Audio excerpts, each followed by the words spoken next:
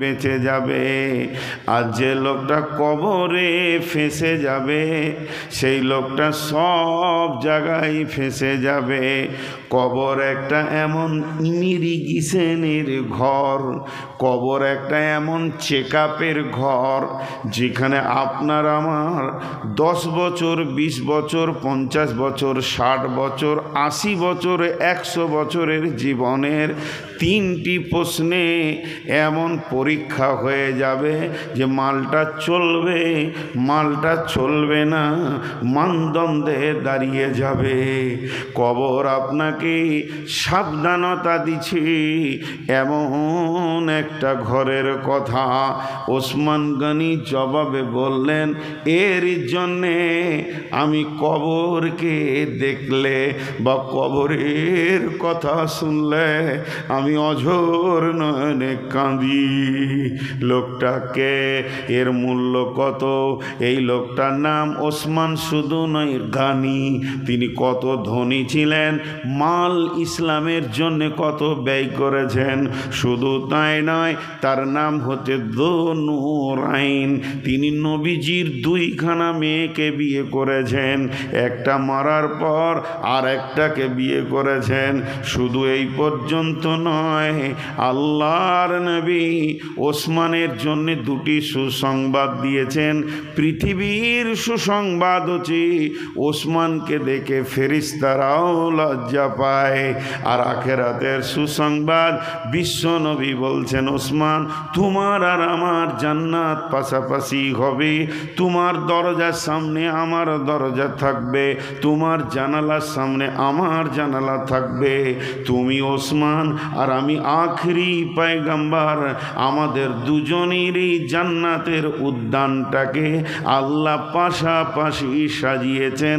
এই ব্যক্তিটা, এত দামি ব্যক্তিটা, নামে যার নামের শেষে আছে রাদিয়াল্লাহু আনহু, ওই ব্যক্তিটা কবরের খবর শুনে অঝোর নয়নে কাঁদেন।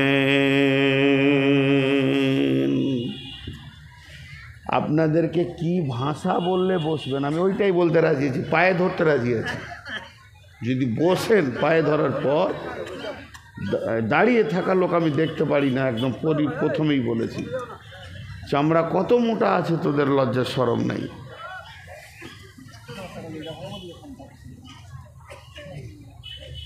হায়া শরম বিক্রি করে তোরা এখানে আসিস। একটু ধৈর্য ধরেন, খুব স্বল্প সময় ছাড়বো আমি এখানে, বেশি সময় নিব না, একদম মেহমানের মতো। একটু হাজি ভাই, ভাতের শেষে কি দেয়? ভাত যখন খাওয়া হয়ে যায় শেষে কি দেয়? দই। দইটা কি ভাতের সমান দেয়? কতটা? তা আমি হলাম আজকে জালসার শেষ বক্তা। দই মানে এই 10 মিনিট, চাটনি হালকা। আমাকে যদি একজনের আগে দিত তাহলে ভাত মাছ মাংস বলা যেত। তো সবর করেন, আজকের বক্তব্যটা অনেক দিন পর আমি রাখছি, এটা অনেক পূর্বের বক্তব্য। আপনারা ধৈর্য ধরে শুনলে আমাকে বলতে আরও ভালো লাগবে। এর নাম হলো কবর। কবর। এখন কথা হচ্ছে, কবর আমরা সবাই জানি বা চিনি, কিন্তু ওই জগৎটার নাম আল্লাহ রসুল অন্য দিয়েছেন আলামে বারজাক। আলামে বারজাক। পৃথিবীর সবাই তো আর কবরে যায় না। ওই যে বললাম, লঞ্চ উল্টিয়ে কত লোক মারা গেল, কাউকে হাঙ্গরে খায়, কাউকে বাগে খায়। হিন্দু ভাইয়েরা চিতায় পুড়িয়ে দেয়, বৌদ্ধদের আলাদা আছে, বর্গীদের আছে লম্বা করে পুঁতে দেয়, আবার খ্রিস্টানদের আছে সমাধি, ইহুদিদের আছে সমাধি, বিভিন্ন রকম আছে। তাহলে প্রশ্নটা কখন হবে? বিশ্বনবী বলছেন, বিসমিল্লাহির রহমানির রহিম, ইযা উদিয়াল মাইয়াতু ফিল কাবারি আতাহু মালাকানি ফায়াকুলানি মান রব্বুকা মা দীনুকা ওয়া মান নবিয়ুকা। বিশ্বনবী বলছেন, যখন কোনো মানুষকে কবরে শুইয়ে দেওয়া হয়, কবরে শোয়ার সঙ্গে সঙ্গে তাকে মাটি দেওয়া হয়।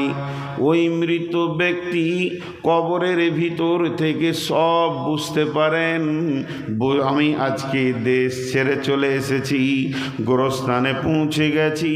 কিন্তু বন্ধুরে, মরার পরে মাটি দেওয়ার পরে যখন স্বজনেরা বাড়ি ফিরে চলে যায়, তখন সে তাদের পায়ের চপ্পলের শব্দও শুনতে পায়। ওদিকে ধ্যানে থাকে, এমন সময় দুইটি ফেরেশতা এসে মাটিতে এরকম হাতটা মারবে, তরং করে জেগে উঠবে। যখনই সে জেগে উঠবে, ফায়াকুলানে, তারা দুজন প্রশ্ন করবে, মান রব্বুকা ওমা দীনুকা ওমান নবিয়ুকা, হে ব্যক্তি তুমি বলো তোমার রবকে, তোমার দিন কি, তোমার নবীকে। এই প্রশ্নটা শুধু মুসলিমদের জন্য নয়, এটা গায়ের মুসলিমের জন্য। যারা ডুবে গেছে গঙ্গায়, যারা চলে গেছে পদ্মায় অতল তলে, সেখানেই তাদের প্রশ্ন হয়ে যাবে। কাউকে মার্ডার করে গুম করে দেওয়া হয়েছে, সেখানেই প্রশ্ন হয়ে যাবে। যাকে চিতায় শোয়ানো হবে পোড়ানোর জন্যে, ওখানেই তিনখানা প্রশ্ন হয়ে যাবে। তিনটি প্রশ্ন শুধু মুসলিমদের জন্য নয়, বিশ্ব মানবের জন্য সকলকে প্রশ্ন করা হবে। দয়ার নবী বলছেন, যে লোকটি ঠিক ঠিক ঠিক ঠিক উত্তর দিবে, বলবেন রব্বি আল্লাহ, এ বলবেন দীনুল ইসলাম, নবী মুহাম্মদুর রাসূলুল্লাহ সাল্লাল্লাহু আলাইহি ওয়াসাল্লাম, তা ওই লোকটার জন্যে জাহান্নামের আগুনটা খুলে দেওয়া হবে, দরজাটা খুলে দেওয়া হবে। আগুন দাও দাও করে জ্বলছে, একটা আগুনের সঙ্গে লড়াই করছে, মেঘের গর্জন মারছে, আর ভয়ানক যেন শহরটির ভিতরে আগুন দেখা যেছে। এই লোকটা উত্তর দিতে পারলো, তারপরও জাহান্নামের দরজাটা খুলে দেওয়া হলো এবং ওকে বলা হবে, আল্লাহর গোলাম একবার জাহান্নামটা দেখ, দুই চোখে নয়ন ভরে জাহান্নামটা দেখবে, ও ভয় খাবে, থরথর করে কাঁপবে। ফেরেশতারা বলবে, বন্ধু তোমাকে কাঁপতে হবে না, তোমার রব তোমাকে ভালোবেসেছে, তোমার রব তোমাকে দয়া করেছে, মেহেরবানি করেছেন, ওই রকম কঠিন জায়গা থেকে তোমাকে বাঁচিয়েছে, চির সুখ, তুমি জান্নাতে যাবে। এটা শুধু তোমাকে দেখালাম মাত্র, তবে তুমি কানমে উরুসা, যেমন নতুন দুলহা দুলহি বাসর ঘরে শুয়ে যায়, ওই রকম তুমি ঘুমিয়ে যাও। যেদিন ইসরাফিল সুর ফুঁকবে, সেদিন তুমি হাসরের মাঠে উঠবে। যে লোকটাকে প্রশ্ন করা হলো, সে উত্তর দিতে পারল না, ভুল বলল, হা আলা আদেরি, এ ব্যাপারে আমার কিছুই জানা নাই, আফসোস। আপনি যে প্রশ্ন করছেন, এর জন্য জান্নাতের দরজাটা খুলে দিয়ে বলা হবে, হতভাগা বেঈমান, আল্লাহর দুশমন, রসুলের দুশমন, দেখ এত সুন্দর জায়গা, সুখ আর সুখ, যেখানে পজিটিভ ছাড়া নেগেটিভ কিছুই নাই। এই রকম সুখের জায়গা থেকে চিরতরের তোকে বিতাড়িত করে দেয়া হলো এবং তুই জাহান্নামে যাবি রে, কারণ আল্লাহর নাফরমান হয়ে গেছিস। তাই হযরত ওসমান বলেছিলেন, তিনখানা প্রশ্ন এত জটিল নয়, এত সহজ প্রশ্ন আল্লাহ তাবারাক ওয়া তাআলা করেছেন। তিনটি প্রশ্নর জবাব আর কবরে দিয়ে যে বেঁচে যেতে পারবে, চিরদিন সে সব জায়গায় বেঁচে যাবে। আর যে কবরে ধরা খেয়ে যাবে, তার সব জায়গায় ধরা খেয়ে যাবে। ও বন্ধুবর, এর জন্যে আমি কবরের কথা শুনলে অঝোর নয়নে কাঁদি।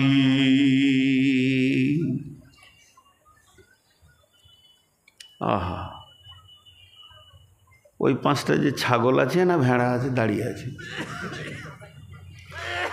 আল্লাহ মাফ করুক ওদেরকে, ওদের বিবেক যে কি বলছে, ওদের তো একটা মগজ আছে, মগজটা যে কি বলছে এখন। একজনের মগজ বললে তুই পালা, তুই সুরসুর করে রাস্তা ধরেছে, ওর মাথাটা ভালোই বলেছে যে তুই কেটে পড়, তুই কাটলে কবর থেকেও বেঁচে যাবি। এর নাম কবর। আমি দাঁড়িয়ে থাকা লোক যতক্ষণ থাকবে আমি এরকম বলতে থাকবো, আমি দাঁড়িয়ে থাকা লোক দেখতে পারি না। ভাই বন্ধু করে বলছি বসতে, যদি না বসে তাকে কি বলবো।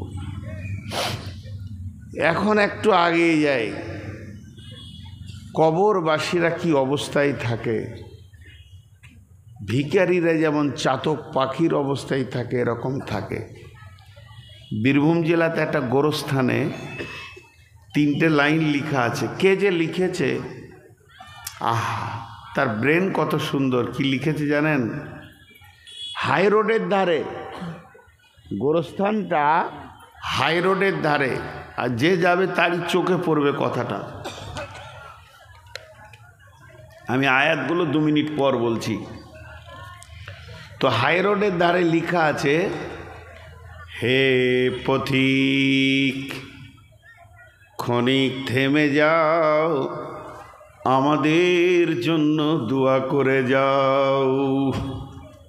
কবরবাসীরা বলছে আর কি, হে পথিক ক্ষণিক থেমে যাও, আমাদের জন্য দোয়া করে যাও। তার মানে কি আমরা বড় ভিখারি। কালকের বক্তব্য যেটা ছিল মত, মত যেদিন এসে যাবে নেকিও স্টপ, গুনাহও স্টপ। একটা গুনাহ কমানো যাবে না, একটা নেকি বাড়ানো যাবে না। দুটি কি স্টপ করে দেবে না মত।